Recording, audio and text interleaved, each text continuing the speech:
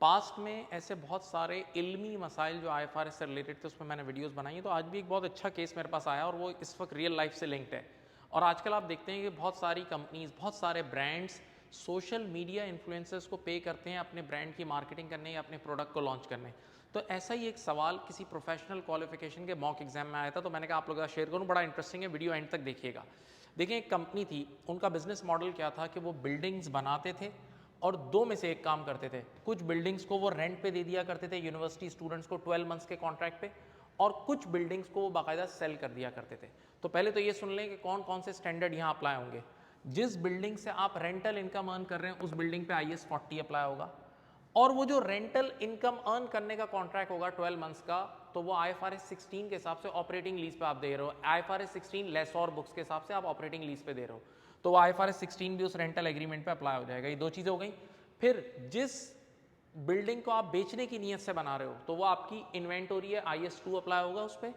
और जब उस बिल्डिंग को बेचोगे, फ्लैट्स को बेचोगे, यूनिट्स को बेचोगे, तो IFRS 15 अप्लाई होगा, राइट।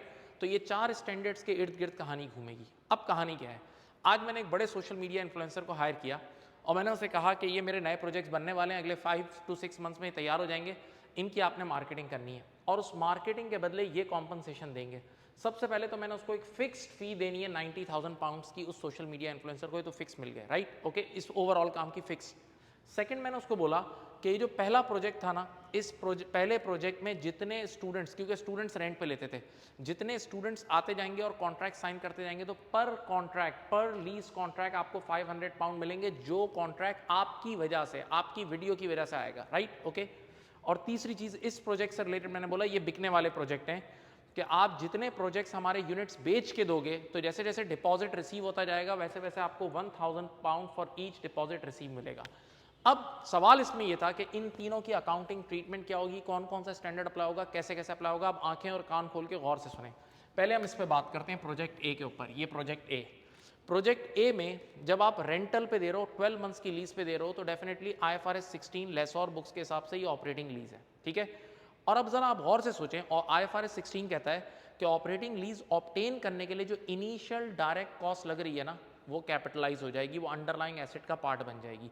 तो जरा सोचें, अगर ये इन्फ्लुएंसर ना होता और ये लेकर ही नहीं आता, तो ये इंक्रीमेंटल कॉस्ट जब तक ना लगती 500 पाउंड की, तब तक ये लीज कॉन्ट्रैक्ट साइन नहीं हो सकता था।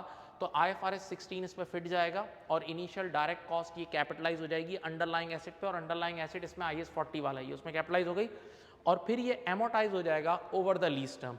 और यहाँ लीज टर्म 12 मंथ्स का है, तो आप डिवाइड बाय 12 कर दोगे तो पर मंथ का आपका एक एक्सपेंस आ जाएगा, और उस एक्सपेंस को इनकम के साथ मैच कर देना। जैसे जैसे रेंटल इनकम आप बुक करते जाओगे 12 महीने की, वैसे वैसे ये एक्सपेंस भी मैच करते रहना। तो ये तो एक ट्रीटमेंट हो गया इसका।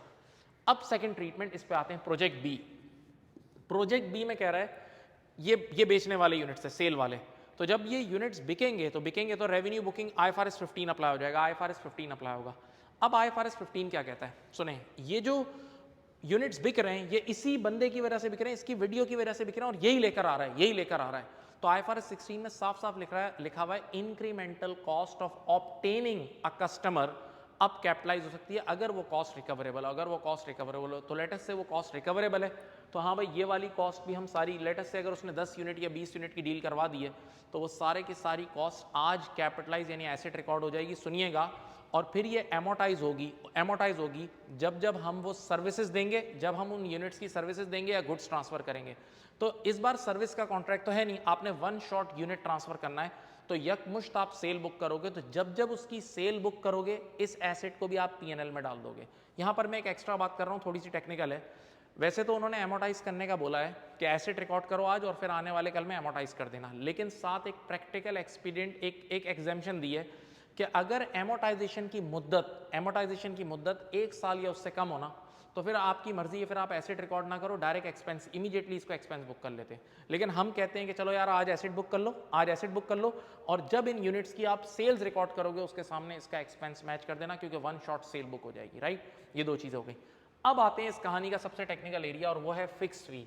ये जो फिक्स फी आपने 90,000 की पे की है, इसके बदले आपको क्या क्या मिल रहा है। एक तो आपकी ओवरऑल ब्रांड को ग्रोथ मिल रही है, जाहिर बात है वो आपके लिए वीडियो बनाएगा। सेकंड, इन दोनों प्रोजेक्ट के लिए भी थोड़ी बहुत सेल हो रही है। हाँ, अब सवाल ये है कि इस 90,000 पे कौन सा स्टैंड, यानी कैसे अप्लाई होगा, क्या ट्रीटमेंट होगा। तो क्या IFRS 16 इस पर अप्लाई होगा? नो, क्योंकि ये फिक्स फी है भाई, ये कोई डायरेक्टली एट्रीब्यूटेबल या इनिशियल डायरेक्ट कॉस्ट नहीं है जो मैंने ये वाली बताई थी। तो IFRS 16 की डेफिनेशन के हिसाब से भी हट रही है, इनिशियल डायरेक्ट कॉस्ट नहीं है, इंक्रीमेंटल कॉस्ट नहीं है। नंबर 2, IFRS 15 भी यही कहता है कि जो initial incremental cost of obtaining a customer, तो ये कोई ऐसी इंक्रीमेंटल कॉस्ट भी नहीं है, फिक्स फी है भाई। तीसरी चीज IS 40, कुछ बिल्डिंग्स भी तो बन रही है ना, IS 40 के थ्रू भी ये कैपिटलाइज नहीं होगी, क्योंकि IS 40 के डेफिनेशन में भी लिखा हुआ है कि initial directly attributable cost in development of that property, तो ये कोई डायरेक्टली एट्रीब्यूटेबल कॉस्ट नहीं है इन्वेस्टमेंट प्रॉपर्टी को बनाने में। और आखिरी चीज IS 2 के थ्रू भी ये कैपिटलाइज नहीं होगी, क्योंकि वहां भी यही लिखा हुआ है, सुनिएगा, कि initial cost of bringing the inventory to its location और करंट कंडीशन, तो ये ऐसी कॉस्ट भी नहीं है। और साथ एक बात बोलूं, IS 2 में तो साफ साफ लिखा हुआ है कि सेलिंग कॉस्ट कभी भी इन्वेंटोरी की कॉस्ट के पार्ट नहीं बनेगी, तो ये एक तरीके से बेचने के लिए कॉस्ट लग रही है ना, तो इसी वजह से ये चारों इसमें से कोई स्टैंडर्ड इस पर अप्लाई नहीं होगा। तो ये आपका जनरल मार्केटिंग की कॉस्ट है। और अगर 3 महीने लेटर से उस क्वेश्चन में लिखा हुआ था कि वो 3 महीने तक इसकी वीडियोस बनाएगा, तो इसको डिवाइड बाय 3 करके 3 महीनों पे स्प्रेड कर दो, जिसमें से हो सकता है 2 महीने अकाउंटिंग पीरियड के इस तरफ लाया कर रहा हूँ और 1 महीना वहाँ लाया कर रहा हूँ। तो ये पूरी ट्रीटमेंट थी, और ये बड़ा प्रैक्टिकल एरिया, आजकल सोशल मीडिया इन्फ्लुएंसर्स को लोग बहुत यूज़ करते हैं, कितने लोग अपने प्रोजेक्ट्स के लिए भी करते हैं, तो मैंने सोचा आप लोग का शेयर कर दूं। मैं चाहूँगा कि आप मेरे चैनल को ज़रूर सब्सक्राइब करें, अगर ये वीडियो पसंद आई तो टिप दें हमें, इस पर कमेंट करें और इसको शेयर करें। अपना बहुत ख्याल रखिएगा। अल्लाह हाफ़िज़। Thank you.